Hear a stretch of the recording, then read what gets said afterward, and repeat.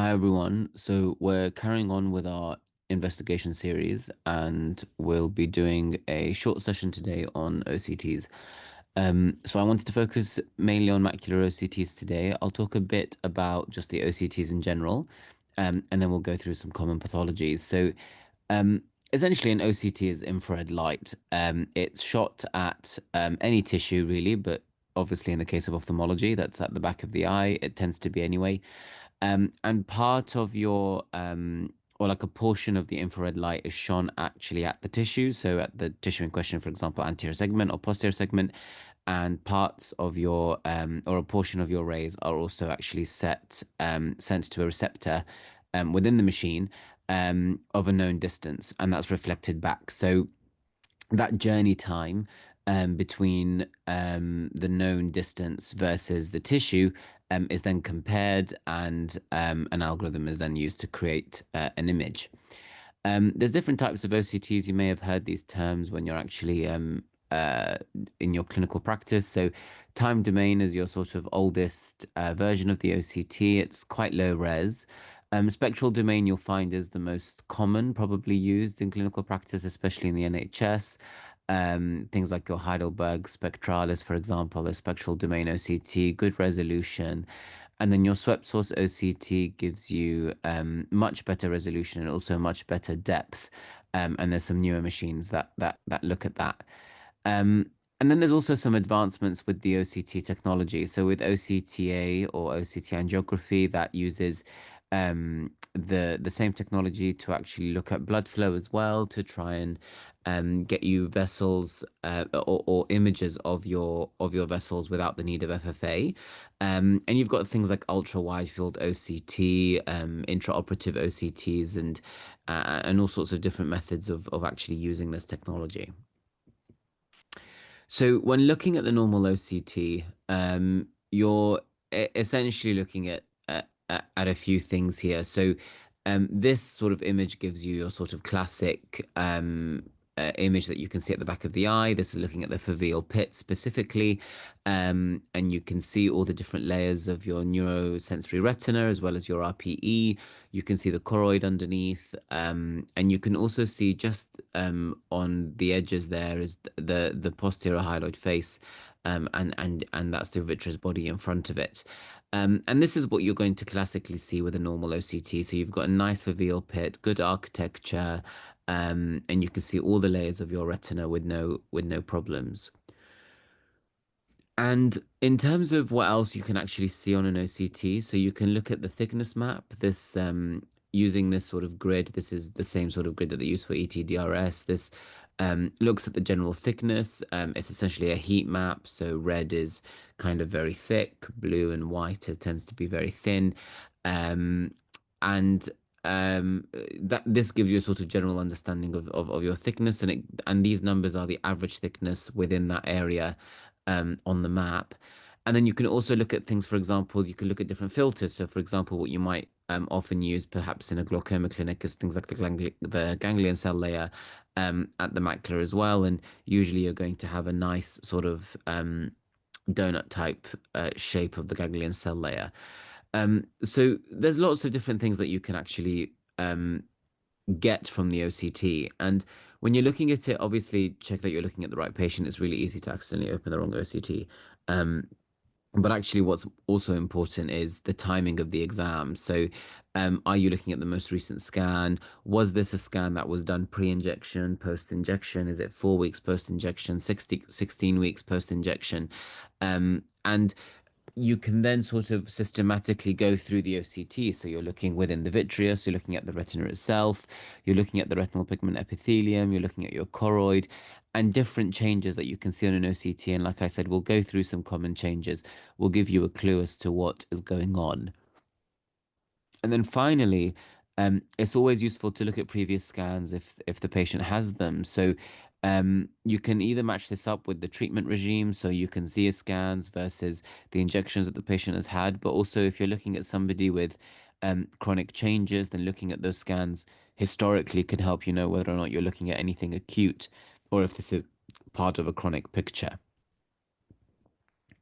So starting off with the common pathologies, I just diabetes is going to be one of the most common things that you can see. And what you can see here of the line scan of a patient's macula is you can see these intraretinal cysts, and the darker the picture, essentially, the quicker the light is going through it. So what you can see here is that you've got these quite large cysts. They're all intraretinal because they're within the retina.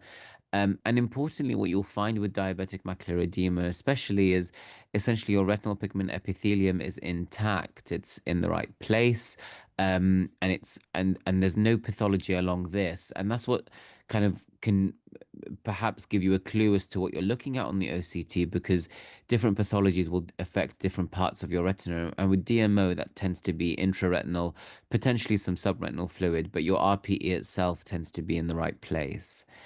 Um, then your dry AMD will be the next thing that you see. So what you can see here is the way you know that you're looking at your retinal pigment epithelium is essentially you're looking at the brightest, whitest line, and that gives you a very, very good um, um, architectural point to refer back to, because whatever's above that is your retina, and whatever below that is sub RPE.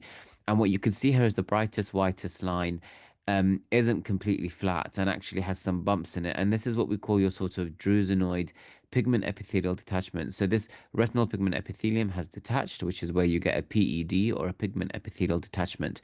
And underneath, if you can see where my arrow is, there's a very, very faint line.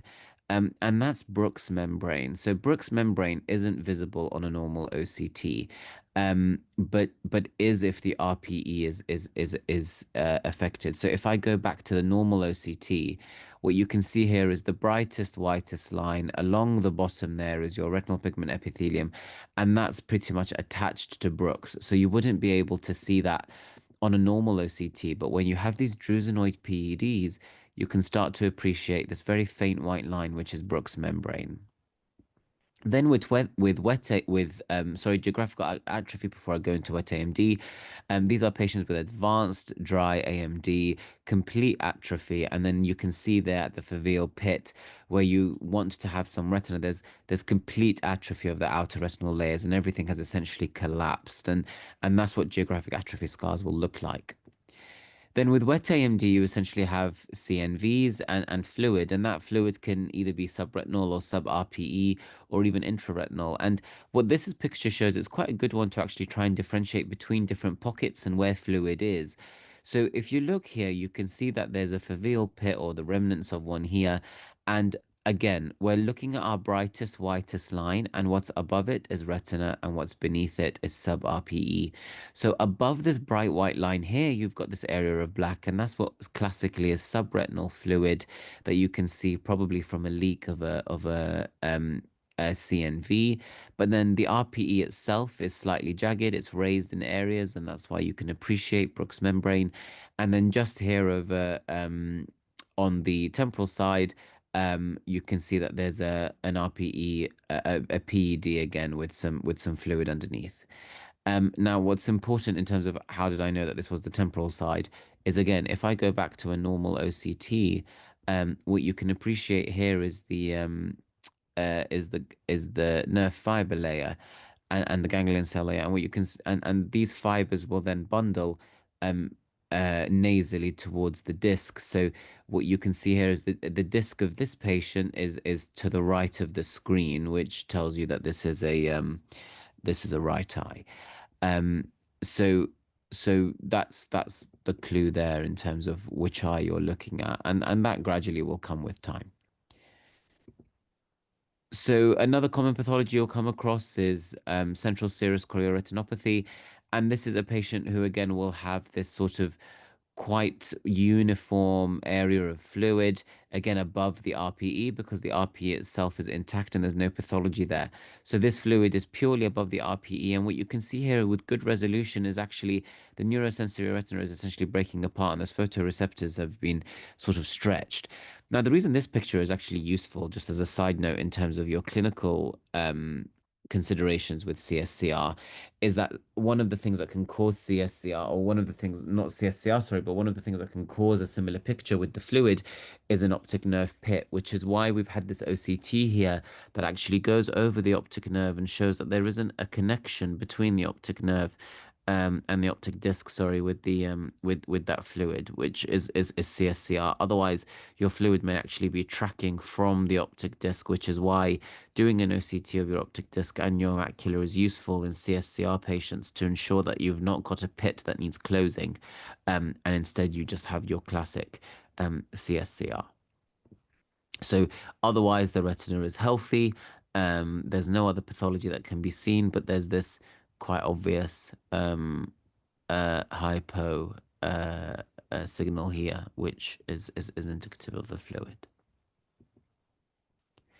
Moving on to some more sort of vitreoretinal pathologies that you might find. So there's a difference between your vitreomacular adhesions and vitreomacular traction. Now, there's an argument to say that this specific adhesion is actually causing a bit of traction, but the point I'm trying to make here is again, so you've got this is a patient obviously with some dry AMD. You've got these drusenoid PEDs that I spoke about, but actually more on your inner retinal layers. What you can see here in a faint white line is the posterior hyaloid face. And obviously with a PVD, that will slowly come off and it comes off the fovea last. And you can see that that vitreomacular adhesion still exists. So you've got the vitreous there, the macula here, and you've still got that adhesion there. And that can sometimes cause some problems with the patient. But usually, if there's no tension or there's no traction on the macula, it would be referred to as a VMA. Whereas a VMT is where you actually get the tractional changes. And there is an argument to say that there are some tractional changes here. But tractional changes can also be seen to cause some cysts or some cystic changes at the fovea as well. And you can see here that there's clearly some tractional changes at the back of the eye. And these can progress. So in patients with VMT, sometimes they're completely asymptomatic and then eventually this will come off with no problems. Or for example, they'll have a cataract operation which speeds up the process of the PVD. And this will eventually come off with no issues. What can sometimes happen though is if it comes off and it takes a bit of retina with it, is it can cause a lamellar hole. And what you can see here is why this is called a lamellar hole and or a macular hole is that it's not full thickness. So a macular hole is a full thickness, and I've got a picture of that in a moment. But what you can see here is a lamellar hole, which means there are certain layers of the retina where there is now a hole. Whereas with a macular hole, you have the entire thickness of the retina down to your RPE completely separated, and that's the difference between a macular hole and a lamellar hole. So again, with the lamellar hole, only certain layers, not full thickness, and then a macular hole is full thickness. Again, one of the more common pathologies you'll come across is an epiretinal membrane. We'll have some sessions that look at specifically what epiretinal membranes are and how to treat them. But the way they look on an OCT is a bright white line along the surface of the inner retina. And this epiretinal membrane can sometimes be completely asymptomatic. It may not even change the architecture of your macula. But actually, what you can see in this case is that what it's caused is quite obvious wrinkling. And you'd be surprised that sometimes it doesn't necessarily translate into much in the way of symptoms. But the point is that what you can see here, and the reason you've lost your architecture, is that epiretinal membrane is causing some wrinkling. And these you'll find in patients who are, elderly, perhaps previous surgery, maybe some injections, previous laser therapy, or even previous vitreoretinal surgery can cause these epiretinal membranes to form. And treatment is dependent on your symptoms. But again, we'll go through that on a different session. But the point of this is to show you on a picture this bright white line along the inner retinal surface, and that's your epiretinal membrane. Retinal detachment is detachment of your neurosensory retina. So again, the neurosensory retina, what you can see here on this line scan of a patient's right eye is left eye is this lifting off of the retina, and that's what an OCT of a patient with retinal detachment is going to look like. Retinal detachment is obviously usually more of a clinical diagnosis, but for a patient who's had, say, let's been triaged in your casualty and has had a whole bunch of tests before you see them, this is what a retinal detachment will look like, and it helps to understand which part of the retina has detached and what hasn't. So it's not the retinal pigment epithelium, it's your neurosensory retina that has come off. And then with retinoschisis, the difference here is that you actually have it's a schitic change. So you've got these within a layer of the retina, it looks like it's completely being pulled apart, and then you get these cystic changes as well. Now, retinoschisis, I say common pathologies, it's common in the peripheral retina. Up to 20% of people will have some element of retinoschisis peripherally. At the fovea, it's less common, but this is what retinoschisis will look like, or what might suggest retinoschisis based on an OCT. So, in summary, just for this session, we've gone through what the basics of OCT are. We've spoken about what to consider when you're reviewing a macular OCT. So, looking at the vitreous, the different layers of the retina, the RPE, and the choroid. And we've also touched on some common pathologies of what they look like on an OCT and how to differentiate between them. In another session, we'll actually go through OCTs of the disc, and how that can be helpful in, for example, glaucoma or neuro-ophthalmology clinics. Um, so again, just a shout out to do some feedback, please. There'll be a link in the description as well of this video on YouTube if you're watching this back as a recording. But please do fill out the feedback. I really appreciate it. It's helpful to sort of gauge how these sessions are doing and what else to talk about. But also it's helpful for me to be collecting this feedback as well. So that was just a quick sort of run through of your sort of common OCT pathologies, and hopefully you found that useful. So thanks very much for watching.